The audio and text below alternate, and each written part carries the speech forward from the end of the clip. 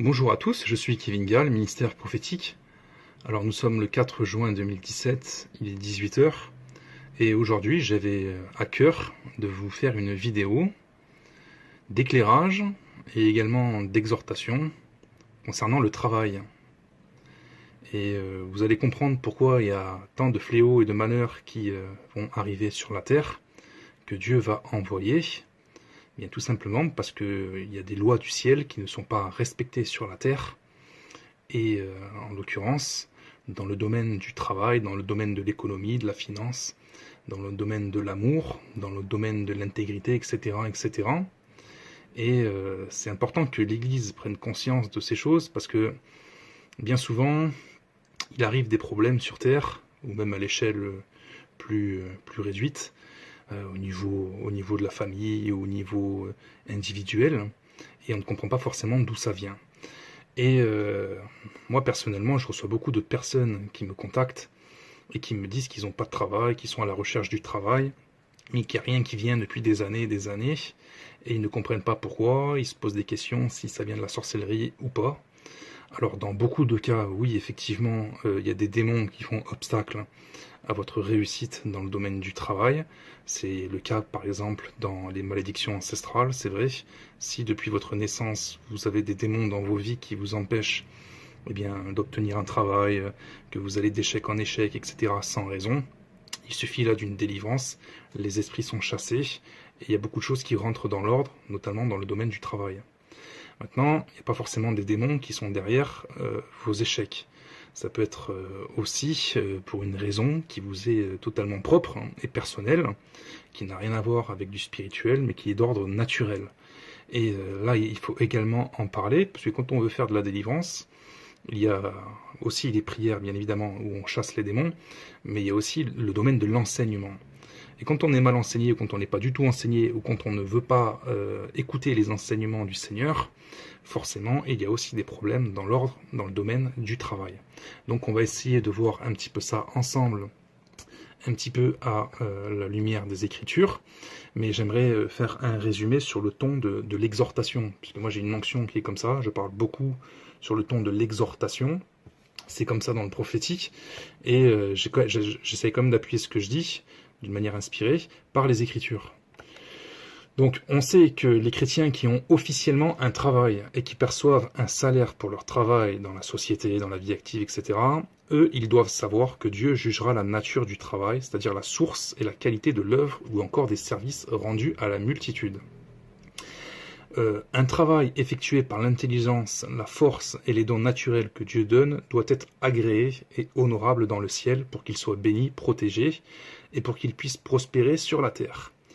En clair, si votre travail, c'est la nature de votre travail, si ce que vous faites n'est pas bien devant Dieu, c'est impossible que Dieu bénisse, protège votre travail, et c'est impossible que votre travail puisse prospérer. C'est impossible que vous puissiez avancer d'une manière prospère, pérenne, si vous voulez, dans ce travail-là, dans le fait de recevoir de l'argent, un salaire, etc., dans votre vie. C'est compliqué, tout simplement parce qu'il y a des lois, il y a des principes à respecter, et quand on ne les respecte pas, eh bien, il n'y a pas la paix.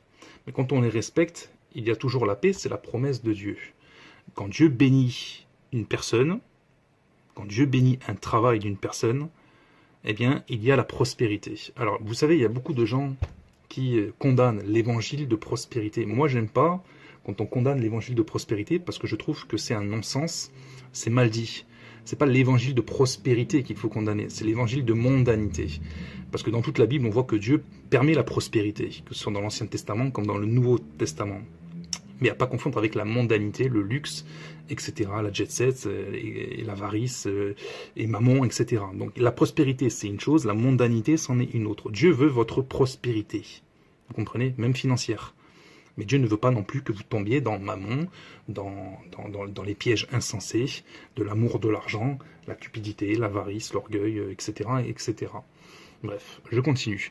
Donc ce travail doit être exempt de toute forme de mauvaises actions et intentions. Si vous faites un travail qui, dans sa nature, n'est pas bon, n'est pas agréable au Seigneur, ne va pas dans le sens de la gloire de Dieu, n'est pas favorable à satisfaire les intérêts ou les besoins des autres d'un point de vue réel, ou alors si votre travail a de mauvaises intentions, que vous faites un travail en vérité qui cache quelque chose de mal intentionné, malheureusement ça va vous retomber dessus et vous n'allez pas pouvoir prospérer également. Donc ce travail ne doit pas vous mettre en péril, ni nuire à autrui, ni entrer en contradiction avec les lois de Dieu, mais il doit conduire à la satisfaction personnelle et à satisfaire les intérêts des autres, c'est-à-dire contribuer au bien-être réel des autres.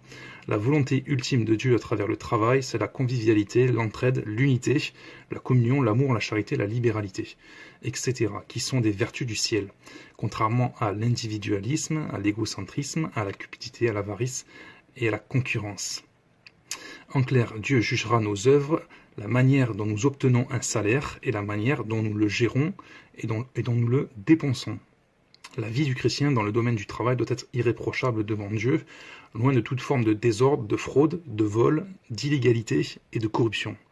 Ça, c'est quelque chose qui est important de comprendre, que si vous faites un travail qui, dans le fond, n'est pas bon, parce qu'il n'est pas agréable à Dieu, une vente de choses que Dieu ne voudrait pas, par exemple en rapport avec des drogues, en rapport avec des impuretés, des impudicités, du vol, etc. Ou même dans la forme, la façon dont vous travaillez, dans la forme, dans votre façon de parler, je sais pas moi, d'avoir toutes sortes d'activités.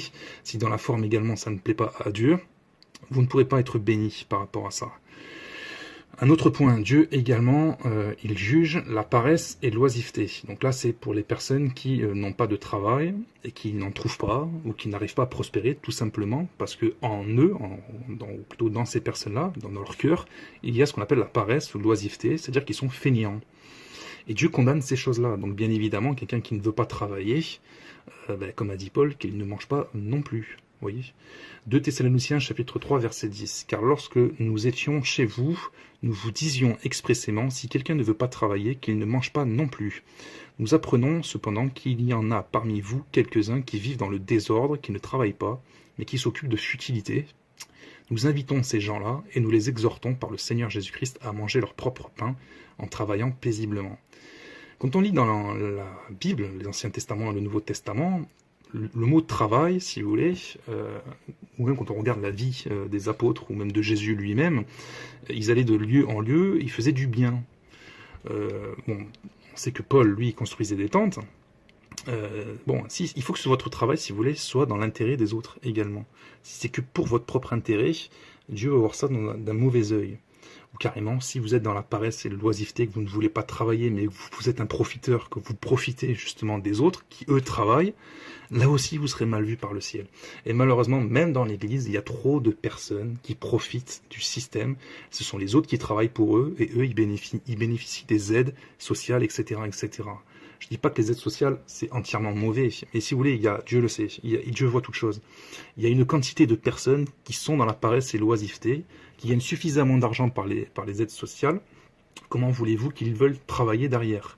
Voire même, s'ils travaillent, ils gagneront moins que les aides qu'ils obtiennent en ne travaillant pas. Donc si vous voulez, il y a même un désordre, même au niveau sociétal, mais dans le cœur, il ne faut pas qu'il y ait la paresse et l'oisiveté, parce que malheureusement, quand Dieu voit qu'il y a trop d'injustice et qu'il y a des personnes qui sont vraiment trop en train de profiter des autres, eh bien, il y a des malheurs aussi qui s'abattent, il y a des malédictions qui s'abattent bien évidemment sur ces personnes-là. Ça peut prendre du temps, mais quand ça tombe, ça tombe. Alors après, on cherche à comprendre les raisons pour lesquelles il y a des malédictions, etc. On cherche à chasser les démons.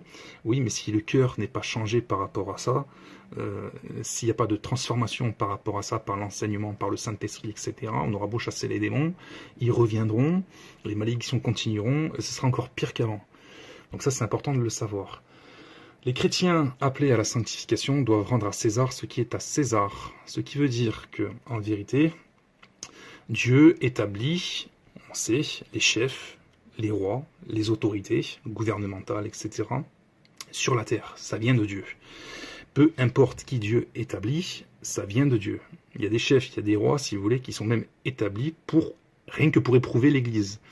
Ou pour éprouver carrément les nations tout entières. Ce sera le cas avec l'Antéchrist, que Dieu établira lui-même pour éprouver les habitants de la terre. Voyez. Mais bien évidemment, le fait de se soumettre n'implique pas forcément de se soumettre à des lois antichrist qui sont contraires à la volonté de Dieu. C'est-à-dire qu'il faut se soumettre aux autorités, comme Christ est soumis aux autorités, comme les apôtres sont soumis aux autorités lorsqu'ils sont venus vers eux pour leur demander des comptes, lorsqu'ils sont venus vers eux pour leur demander des choses, etc.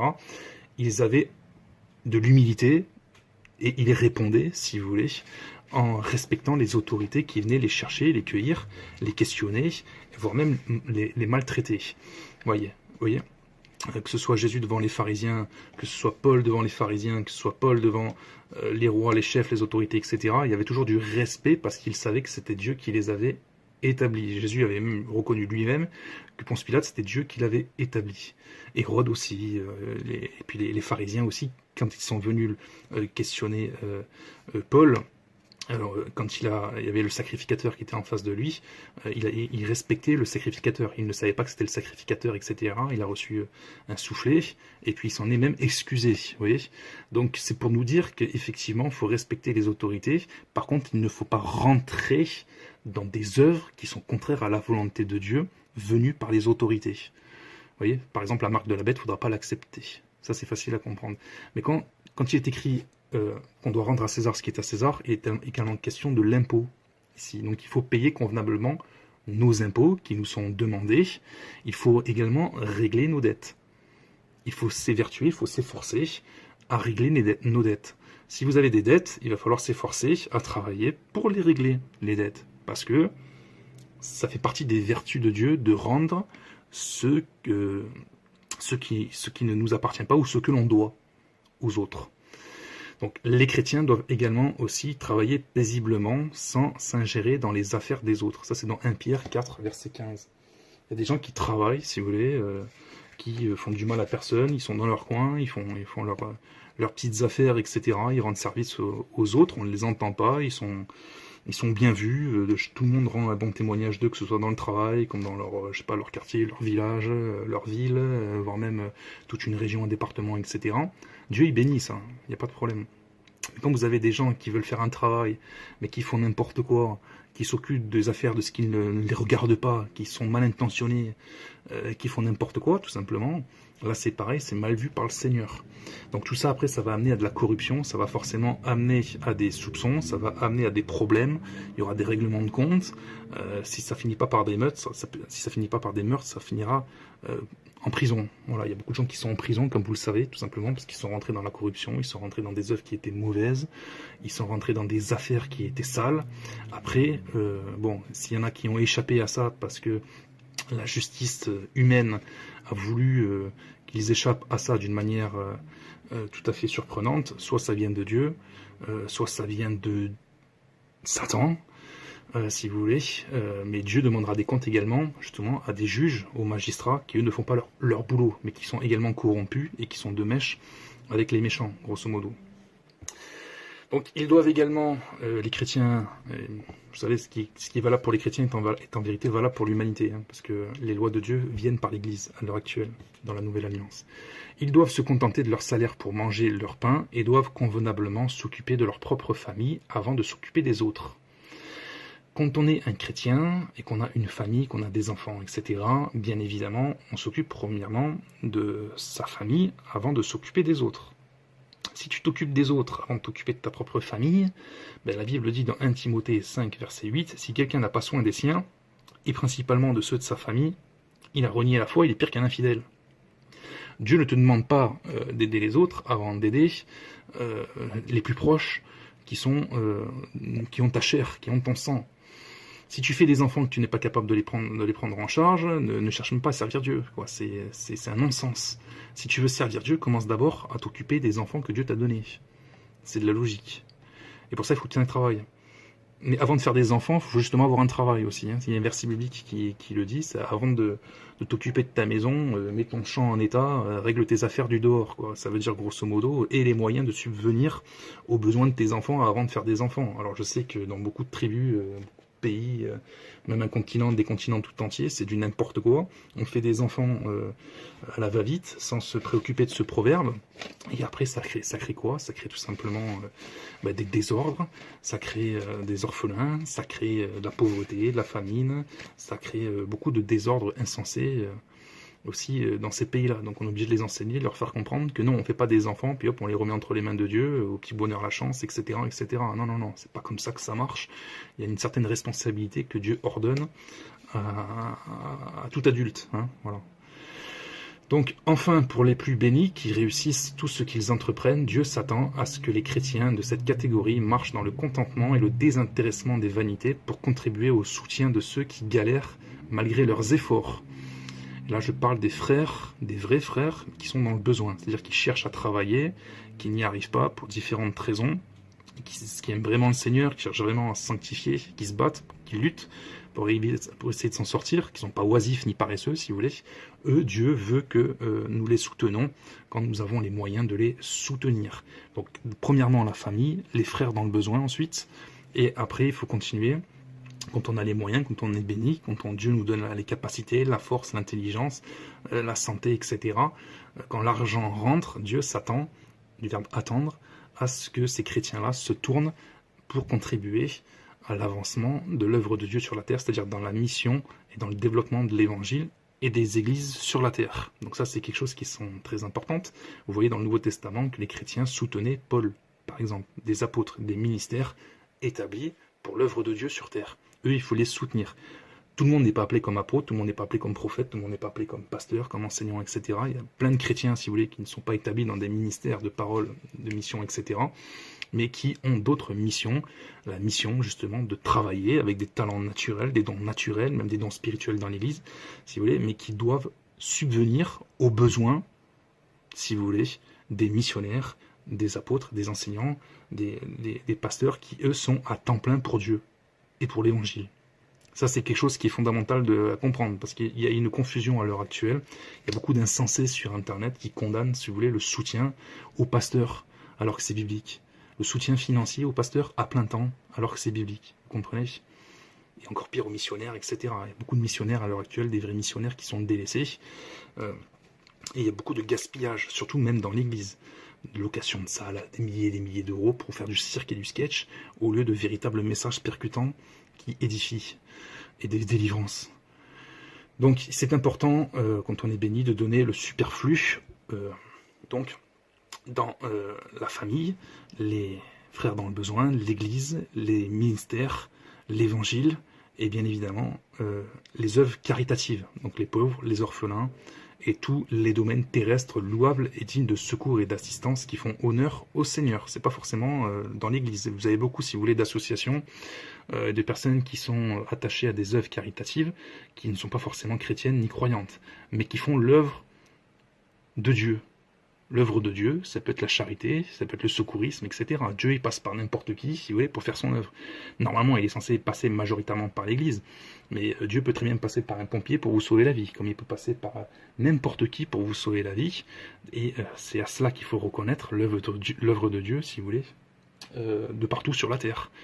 Vous voyez, il y a les œuvres bénéfiques de construction, d'édification, qui vont dans le sens du bien, et il y a les œuvres destructrices via Satan. Et parfois, c'est Dieu qui passe par Satan, qui laisse à Satan l'œuvre de détruire. La responsabilité de détruire quand ça ne lui plaît pas, par exemple lors de jugement, on voit ça dans toute la Bible. Vous voyez ? Mais c'est ça qui est étonnant, c'est qu'il y a beaucoup de païens, si vous voulez, qui sont impliqués dans des œuvres caritatives, qui sont tournées vers l'amour et qui n'ont pas forcément eu la révélation du Seigneur Jésus-Christ et qui ne sont pas forcément attachés aux 5 commandements de Dieu dans le domaine de l'amour, de la libéralité, de la générosité, du secourisme, etc. etc. Bien, eux, j'ai envie de dire, et quelque part, il faut prier pour eux parce que ils me paraissent être davantage... c'est plus facile pour Dieu, si vous voulez, les toucher, que pour ceux qui sont vraiment enténébrés, loin de la foi, loin de l'amour, de la charité, etc. Et bon, après, Dieu, tout est possible à Dieu, si vous voulez. Mais ce que je veux dire, c'est que normalement, quand on est très très enténébré, on est moins sensible à l'amour, à la charité. Tandis que quand on n'est pas trop enténébré, quand on est un incroyant, mais qu'on est quand même assez éloigné du péché par la conscience, etc., on est quand même bien plus sensible aux œuvres caritatives, au malheur des pauvres, des orphelins, etc., etc. Et si vous pensez que j'ai tort ou que j'ai pas raison, Dieu vous éclairera aussi sur ce point, mais Je félicite ces personnes-là. Moi, bon, avant, personnellement, j'étais pas forcément j'étais croyant depuis tout petit en fait, si vous voulez. Mais mais il y en a qui font vraiment un travail extraordinaire euh, et qui ne connaissent pas véritablement le Seigneur. Et eux, je les félicite. Tout comme je félicite aussi, vous avez des personnes qui sont riches, des familles très riches, qui sont aussi dans la générosité. Il n'y a pas que des avares et des cupides, euh, et parmi les riches, si vous voulez. Par contre, là c'est vrai, majoritairement, on retrouve beaucoup de gaspillage. J'en ai parlé hier à des chrétiens sur Facebook, par des vidéos que j'ai publiées. Vous avez par contre quelque chose qui se retrouve généralement chez les riches, c'est le gaspillage. C'est-à-dire qu'ils ne marchent pas dans le contentement ni dans le désintéressement. Et ça, on retrouve ça plus chez les chrétiens, qui eux sont véritablement délivrés du matérialisme et qui s'attachent plutôt aux choses célestes et, euh, et qui s'efforcent de donner tout leur superflu, eux, dans l'œuvre de Dieu. Ça, c'est plutôt la marque des véritables chrétiens, tandis que les païens, ils ne sont pas encore bien délivrés du matérialisme et du gaspillage, bien qu'ils peuvent être tournés vers des œuvres caritatives et donner des millions et des millions. Voilà, bon, j'espère que vous avez compris ce que je voulais vous donner aujourd'hui comme enseignement inspiré, comme exhortation sur le domaine du travail. Il y a beaucoup de gens qui ont des problèmes, qui ne travaillent pas, qui n'y arrivent pas, etc. C'est pas forcément à cause des problèmes des démons, ça peut être à cause de ce que vous faites dans la nature, dans ce que vous faites comme activité, que c'est pas forcément agréable à Dieu. Si vous, par exemple, vous travaillez dans le domaine des vêtements, mais que ce sont des vêtements qui sont impudiques, etc., et que vous poussez les gens à se dénuder, bien évidemment, ça va pas plaire à Dieu. Si vous êtes dans les domaines où l'or, l'argent, ça brille trop, etc., vous attirez tous les cupides, tous les, comment dire, les mamos, ceux qui aiment trop ce qui brille, etc., bien évidemment, vous contribuez également au travail de mammon dans cette affaire. Donc c'est normal qu'il y ait des problèmes aussi qui vous arrivent. Il faut se poser les bonnes questions. Donc ça, normalement, le Saint-Esprit doit vous conduire. Et avec les écritures que je peux vous donner et que vous pouvez trouver vous-même dans la Bible, normalement, vous avez également des réponses. Posez-vous des questions. Est-ce que ce que vous faites, c'est bien? Est-ce que vous donnez vraiment le meilleur de vous-même pour réussir? Parce que je vous signale que Dieu, il aide également et surtout ceux qui se donnent la peine de réussir. N'oubliez pas les paroles de Paul, que celui qui ne veut pas travailler ne mange pas non plus. Donc Dieu n'aime pas la paresse. Il y a travailler et travailler. Il y en a qui croient qu'ils travaillent, mais ils ne travaillent pas du tout en fait. C'est ça qu'il faut comprendre, vous voyez.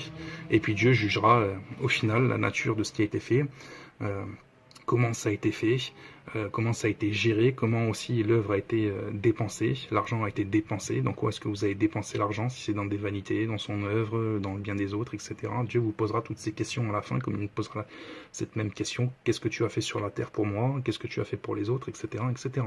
Posez-vous cette question, parce qu'elle vous sera posée à un moment donné, plus tard, dans le ciel, si vous y êtes. Et en tout cas, après la mort vient le jugement. Donc je ne sais pas exactement comment ça se passe. Il y en a qui montent, il y en a qui descendent, et après c'est pour l'éternité. Soyez bénis, au revoir. Non, pas au revoir, j'ai oublié de vous expliquer justement pourquoi Dieu va envoyer toutes sortes de cataclysmes, de fléaux, de crises financières, économiques, de crash. Pourquoi Dieu va envoyer la guerre, etc. Soulever tout ça, parce qu'il y a énormément de péchés justement dans le domaine de l'argent, que ce soit pour obtenir l'argent, comme ce soit pour dépenser l'argent. Il y a beaucoup de vanité, il y a beaucoup de corruption, il y a beaucoup de vol, d'extorsion, il y a beaucoup trop d'amour de l'argent, il y a beaucoup trop de cupidité, d'avarice, d'individualisme, d'égocentrisme, de gaspillage, etc. Et donc forcément Dieu va également juger tout ça sur la terre en envoyant toutes sortes de problèmes qui ont été prophétisés déjà dans la Bible et qui... Je rappelle que l'argent, l'amour de l'argent, c'est une cupidité, c'est une idolâtrie. Et l'idolâtrie, on sait comment Dieu traite l'idolâtrie également par des guerres, des famines, etc. C'est exactement ce qui va venir sur la terre. Donc il y a beaucoup, si vous voulez, de problèmes terrestres qui sont des jugements de Dieu à cause des péchés d'argent, sur la manière d'obtenir l'argent, sur la manière de gérer l'argent, sur la manière de dépenser l'argent. Voilà, donc c'est beaucoup de questions, il y a beaucoup de choses qui sont dites dans la Bible autour de l'argent. Il y a des lois qui ont été données par rapport à ça. Et je pense que l'humanité devrait davantage se tourner vers les lois de Dieu par rapport à ça, parce que Dieu, après, forcément, il va susciter des riches pour frapper les pauvres. Et une fois que ça s'est fait, Dieu interviendra lui-même pour châtier et chasser les riches. Donc on voit que c'est comme ça que ça se passe. Il y a une domination qui est faite, que Dieu permet. Et une fois que Dieu s'est servi de cette verge pour ravager un peu les nations, et ben, comme c'est expliqué dans l'Ancien Testament, il prendra cette verge et il la jettera lui-même dans le feu. Voilà, donc mettons, tout ça c'est lié au problème non pas de l'argent en lui-même, mais de l'amour de l'argent et de toutes les folies qu'on peut faire à cause de ça, qui sont des péchés, et comme tout péché, ça mène à la destruction et à la mort. Voilà, soyez bénis, à très bientôt, au revoir.